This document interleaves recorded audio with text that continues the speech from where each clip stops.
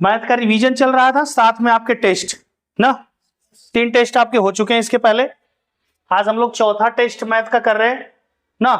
खास तौर से इस बार जो टेस्ट हमारा हो रहा है त्रिभुज वृत्त चैप्टर से और साधारण ब्याज ना, त्रिभुज वृत्त और साधारण ब्याज वाले चैप्टर से आपका टेस्ट है।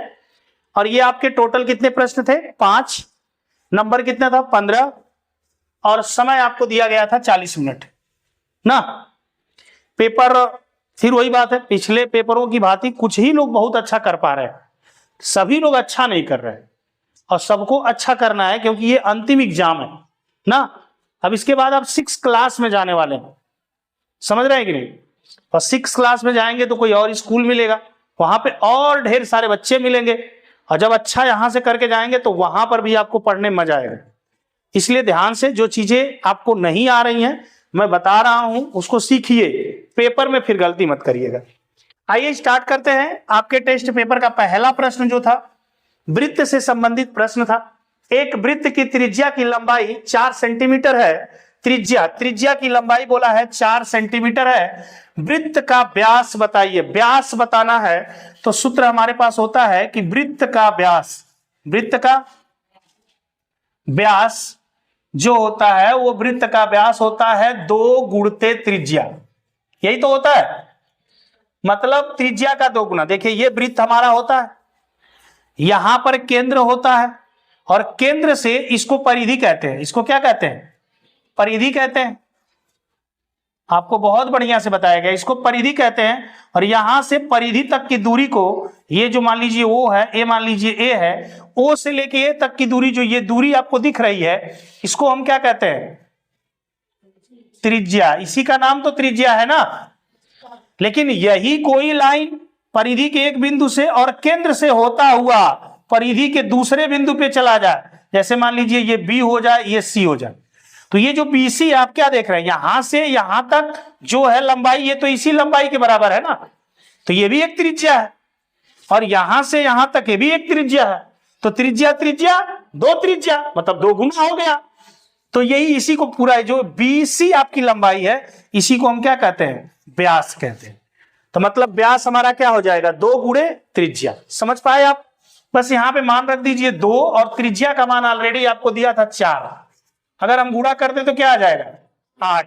क्योंकि सेंटीमीटर में था इसलिए हमारा आंसर क्या हो जाएगा? 8 सेंटीमीटर। बोलिए समझ पा रहे हैं?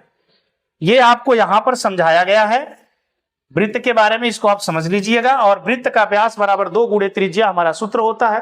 कैसे होता है हमने आपको बताया फिर से, और 2 चौक 8, यहाँ पे 8 सेंटीमीटर आपका हो जाएगा।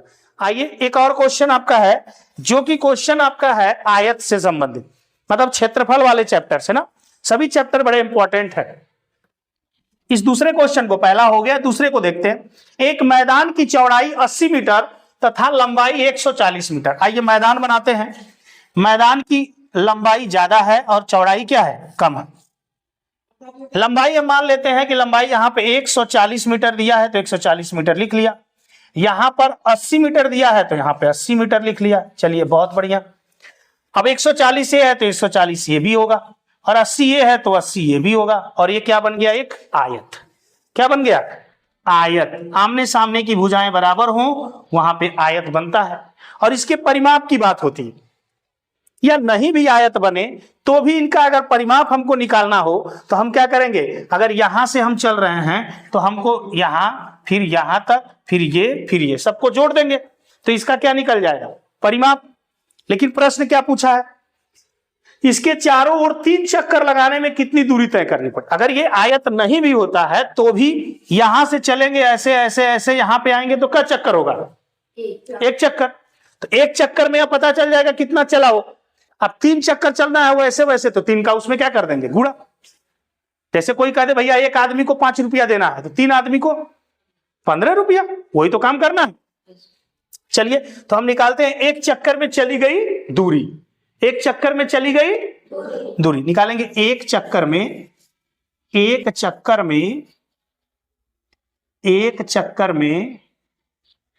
तय की गई दूरी, तय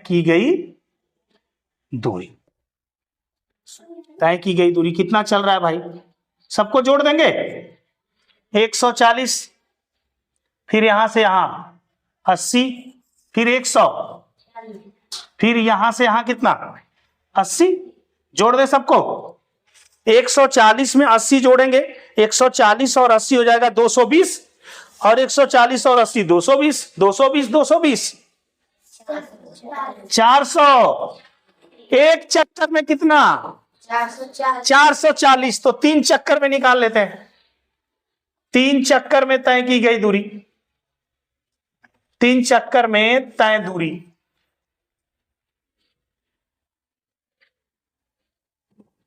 तो हम क्या करें भाई, 440 में कितना का गुणा कर दे, 3 का गुणा तो आता है ना।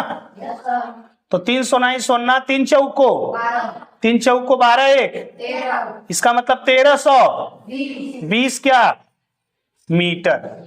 मीटर में था ना, 1320 मीटर में है, तो 1320 मीटर। मतलब वो यहां से चलेगा 1 चक्कर, फिर 2 चक्कर, फिर 3 चक्कर, तो कुल कितना चलेगा 1320 मीटर। बात समझ में आई? नोट कर लीजिए इसको।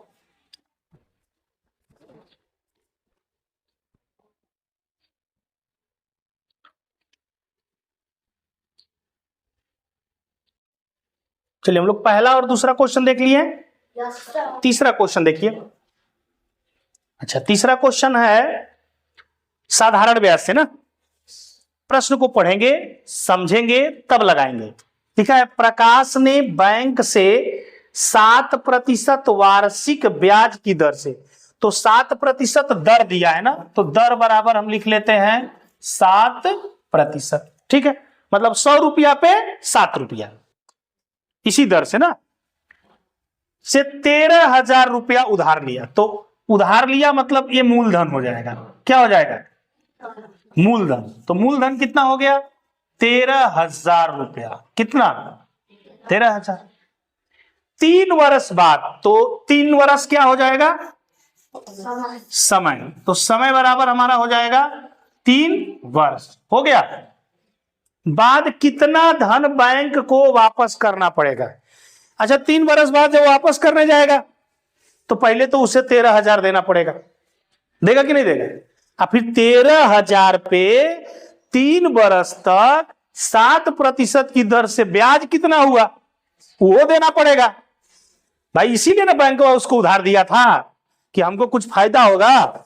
तो पहले हम क्या करें, अब निकालना यहां पे लिख लेते हैं। जो निकालना है उसका नाम क्या हो जाएगा? मिश्र धन। क्या हो जाएगा भाई? ये वही धन है जिसमें मूलधन भी होता है और ब्याज भी होता है ना।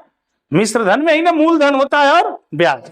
तो मिश्र धन बराबर हम जानते हैं कि मूलधन और धन क्या होता है? ब्याज। तो हम क्या निकाल लें, या तो डायरेक्ट मिश्र धन वाला फार्मूला लगाएं, वो भी आपको बताया गया है। मिश्र धन बराबर क्या होता है? मूलधन कोष्ठ में 1 धन दर गुणे समय बटा 100। या तो हम ब्याज केवल निकाल लें और उस ब्याज को ले जाके किसमें जोड़ देंगे? मूलधन, मतलब 13,000 में, तो भी हो जाएगा। तो हम ब्याज निकाल देते हैं। तो ब्याज का सूत्र क्या होता है? पीआरटी बटे, हाँ, पीआरटी का मतलब होता है मूलधन। पीआरटी का मतलब, पी का मतलब मूलधन, आर का मतलब दर, और टी का मतलब समय, और बटा क्या मिलेगा? 100। चलिए, तो मूलधन भैया कितना है? 13,000, और दर कितना है? 7, और समय कितना है? और बटा क्या है? 2 जीरो से 2 जीरो उड़ा दे क्या? तो 13 सते 91 के आगे 1 जीरो। अभी कितना से गुणा करना है? 3 से। Very good. अरे हो जाएगा 0 और 3 एक कम 3, 3 9, तो 2,730 रुपया क्या हो गया? ब्याज। हाँ, तो मिश्र धन हमको निकालना है, तो हम मूलधन यहां रख दें 2,000। मूलधन कितना? 13,000। बोलिए, और इसमें जोड़ दें 2,730। अब इन दोनों को जोड़ देंगे तो मिश्र धन हो जाएगा। यही वो 3 वर्ष बाद पैसा ले जाके बैंक को दे देगा, कहेगा नमस्ते, हमारा ऋण क्या हो गया? खत्म हो गया, है कि नहीं? तो जोड़ देते हैं इसको। 0 और 0 क्या हो जाएगा? 0, 3 और 0 3, 7 और 0 7, 3 और 2 5, और यहाँ पे क्या? 1। तो हो जाएगा 15,730 रुपया। समझ पाए क्या? बोलिए। ये वाला काम आप बाद में भी कर सकते हैं, मिश्र धन नीचे भी निकाल सकते हैं। हमने यहीं पे लिखा था, जगह था नीचे, जगह थोड़ा कम लग रहा था तो हम यहीं पे निकाल दिए। समझ रहे हैं? नोट करिए। तो फिर चौथा क्वेश्चन देखते हैं।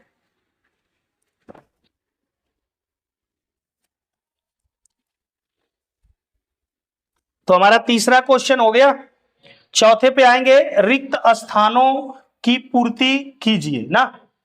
ध्यान देंगे, पहला इसमें है त्रिभुज में खाली स्थान शीर्ष। त्रिभुज देखे हैं कि नहीं आप लोग? पढ़ाया गया है। त्रिभुज में खाली स्थान शीर्ष, शीर्ष का मतलब ये वाला ना, कै ठो होता है? 3 ठो। तो यहां पे क्या भर देंगे? 3। ठीक है। फिर कहा है शीर्ष खाली स्थान कोण। अच्छा, त्रिभुज में कोण कितने हैं? 1 2 3। तो ये भी 3 भर दें। तथा भुजाएं, भुजाएं कितनी होती हैं? 3 1 2 3। तो ये 3 भर दें। हो गया।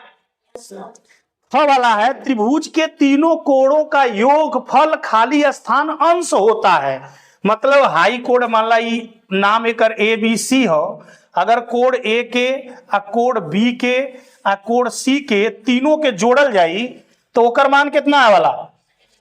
180। चलिए बहुत बढ़िया, ये आप लोगों को पता था, अधिकांश लोगों का सही था। अब नीचे है, निम्न कोणों को देखकर बताइए कौन सा कोण किस प्रकार का। ये 5वां प्रश्न है ना आपका। इसमें ये कोण दिया है पहला वाला 120 अंश। कितना? हाँ। और ख वाला दिया है 90 अंश और ग वाला दिया है 48 अंश, यही ना। तो हमको बताना है, ये कोण का प्रकार आपको बताया गया है। न्यून कोण मतलब ऊ कोण जवन 0 से ज्यादा हो 90 से कम। ते में कोनो कोण है जो 0 से ज्यादा है 90 से कम है 48। इसका नाम हो जाएगा क्या? न्यून कोण। न्यून कोण। इसके बाद दूसरा बताया गया था, ऐसा कोण जिसका माप एग्जैक्ट मतलब एकदम ठीक 90 अंश हो। एकदम 90 अंश जिसका मान होता है उसको समकोण कहते हैं। तो कहीं 90 अंश है इसमें? ये है, तो इसका मान क्या हो जाएगा?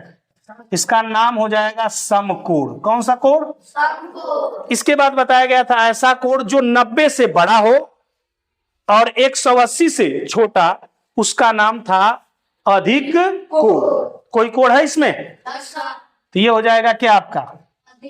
क्योंकि इसका मान 90 से ज्यादा है और 180 से कम है। क्लियर हुआ? ये पूरा टोटल 15 नंबर का सलूशन आपका हो गया। इसे घर पे जाके पुनः एक बार करेंगे, ठीक है? बिल्कुल पक्के अच्छे से आ जाएंगे आपको, ठीक है? नोट कर लीजिए।